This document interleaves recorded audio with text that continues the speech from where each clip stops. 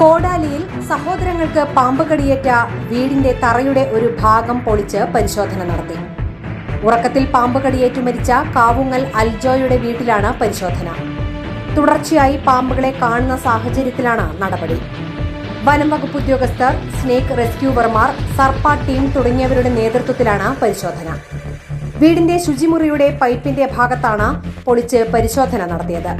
അതുവഴിയാണ് പാമ്പ് അകത്ത് കടക്കുന്നതെന്ന നിഗമനത്തിന്റെ അടിസ്ഥാനത്തിലാണ് ആ ഭാഗം പൊളിച്ചത്. എന്നാൽ പാമ്പുകളെ കണ്ടെത്താനായില്ല. രാവിലെ ആരംഭിച്ച പരിശോധന ഉച്ചയോടെ അവസാനിപ്പിച്ചു. ഇന്നലെയും 2 പാമ്പുകളെ വീടിനുള്ളിൽ നിന്നും കണ്ടെത്തിയിരുന്നു. ശുചിമുറിയിൽ നിന്നും മുറിക്കുള്ളിൽ നിന്നുമാണ് 2 പാമ്പുകളെ കണ്ടത്. ഇതോടെ 5 തവണയാണ് വീട്ടിൽ നിന്നും ശംഖുവരയൻ പാമ്പുകളെ ലഭിക്കുന്നത്. 4 എണ്ണത്തെ വീടിന് അകത്തുനിന്നും 1 എണ്ണത്തെ വീടിന് പുറത്തുനിന്നുമാണ് പിടികൂടിയത്. അതേസമയം പാമ്പുകടിയേറ്റ് കറുകുറ്റി അപ്പോളോ അഡ്ലക്സ് ആശുപത്രിയിൽ ചികിത്സയിൽ കഴിയുന്ന അൽജോയുടെ സഹോദരൻ അനൂഷിന്റെ നില കൂടുതൽ മെച്ചപ്പെട്ടതായി ആശുപത്രി അധികൃതർ പറഞ്ഞു.